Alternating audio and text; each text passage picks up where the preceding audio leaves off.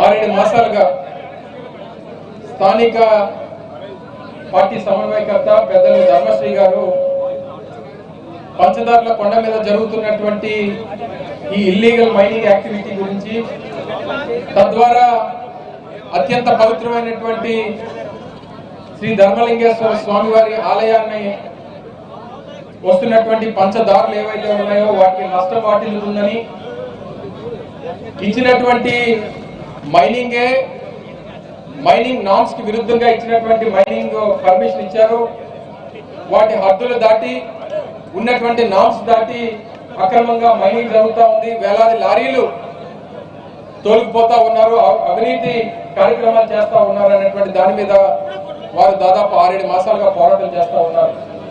ఆ పోరాటంలో స్థానికంగా ఉన్నటువంటి నాయకత్వం కానీ, స్థానిక ప్రజానికం కానీ ఈ పోరాటంలో భాగస్వాములై ప్రభుత్వాన్ని ప్రశ్నించాలి, ప్రభుత్వం తాలూకా ఆలోచనల్ని, ఇచ్చినటువంటి పర్మిషన్స్ ని రద్దు చేయాలని చెప్పి అనేక మాసాలుగా పోరాటం జరుగుతూ ఉంది. గడిచినటువంటి 10 రోజుల క్రితం దాదాపు 10-12 శతాబ్దాల నుంచి ఉన్నటువంటి పంచదారుల ఆలయానికి సంబంధించినటువంటి ఆ నీటి ప్రవాహం ఏదైతే ఉందో అందులోంచి పవిత్రమైనటువంటి జలాలు వచ్చేవి. అటువంటిది ఈరోజు బురద నీరు అందులోంచి వస్తూ ఉంది. దానికి సంబంధించి ప్రభుత్వ విభాగాలు ఏవైతే పురావస్తు శాఖకు సంబంధించినటువంటి అధికారులు, మైనింగ్ డిపార్ట్మెంట్ కి సంబంధించినటువంటి అధికారులు ఉమ్మడిగా సర్వే నిర్వహించి ఎందుకు ఇది జరుగుతూ ఉంది అని చెప్పి వారు సర్వే చేస్తే ఇక్కడ జరుగుతున్నటువంటి మైనింగ్ వల్ల వస్తున్నటువంటి వైబ్రేషన్స్ వల్ల, చేస్తున్నటువంటి డ్రిల్లింగ్ వల్ల ఆ ప్రవాహం ఈరోజు దెబ్బతింది, దాంట్లోంచి బురద నీరు రావడానికి అదే కారణం అని చెప్పి రిపోర్ట్స్ ఇచ్చినాయి. రిపోర్ట్స్ ఇచ్చిన తర్వాత పెద్దలు ధర్మశ్రీ గారు స్థానికంగా ఉన్నటువంటి నాయకత్వాన్ని అందరినీ కూడా కలుపుకొని పోరాటం చేస్తే దాన్ని టెంపరీగా ఆపమని చెప్పి అధికారులు ఆర్డర్స్ ఇవ్వడం జరిగింది. వారు ఇక్కడ 2 రోజుల పాటు నిరాహార దీక్షలు మొదలుపెట్టినటువంటి రోజు కూడా, మొదటి రోజు రాత్రి కూడా వందలాది లారీలు మైనింగ్ చేసుకుంటూ పోయారు. అంటే మేము ఎవరికి భయపడం, ప్రజలకి భయపడం, దేవుడికి భయపడం, మాకు అక్రమంగా సంపాదించేటువంటి దాని ద్వారా వచ్చేటువంటి డబ్బుంటే చాలు అనేటువంటి విధంగా స్థానిక ప్రజాప్రతినిధులు వారి తాలూకా వైఖరిని చూపించారు. తీరా ఈ పోరాటం రాష్ట్ర స్థాయిలో ప్రజల తాలూకా మద్దతు కూడగడతా ఉంది. మనం ఆపపోతే బాగోదని చెప్పి 2 రోజుల నుంచి మైనింగ్ ఆపారు. నిన్న సంబంధించినటువంటి శాఖ మంత్రి వచ్చి అది నో మైనింగ్ జోన్ గా చేయాలని చెప్పి ఆలోచన చేస్తున్నామని చెప్పి, ఈ ఆలోచన ఎవరికి అవసరం లేదు.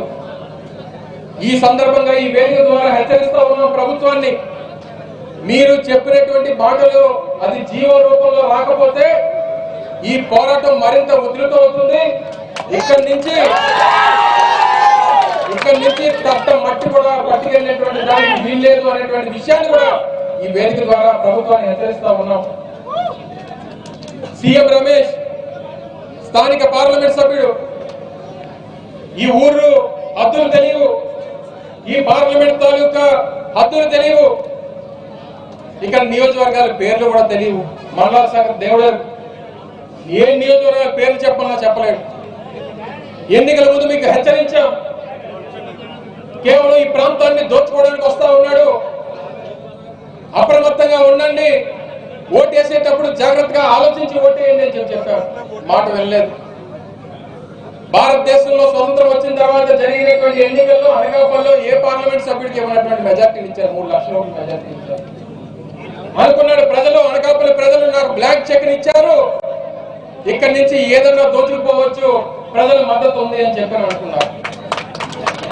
ఎవరికన్నా ఇక్కడ చాలా వేలాది మంది ప్రజలు ఉన్నారు, మీడియా మిత్రులు ఉన్నారు.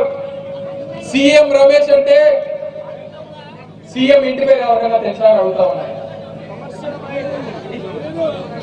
సీఎం అంటే ఎవరికి తెలియదు. సీఎం అంటే కరప్షన్ మ్యాన్ రమేష్. ఆయన ఇంటి పేరులోనే అవినీతి పెట్టుకొని మన దగ్గరకు వచ్చాడు, అది మనం గమనించలేదు, ఓట్లేసి గెలిపించాం.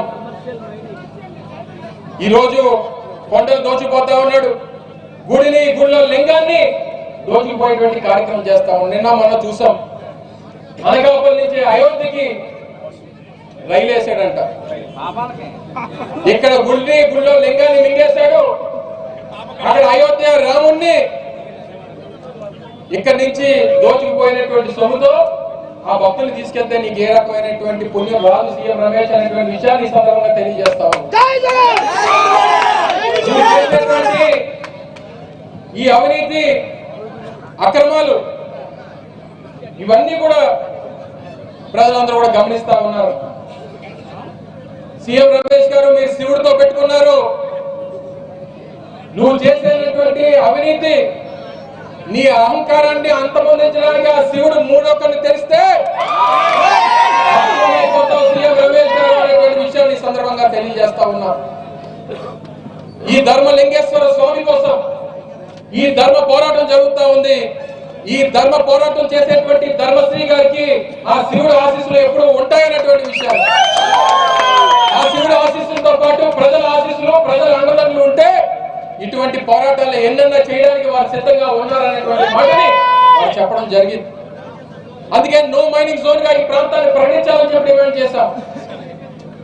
నో మైనింగ్ జోన్ గా ప్రకటించేంత వరకు ఈ పోరాటం ముందుకెళ్తాదని చెప్పి చెప్పడం జరిగింది.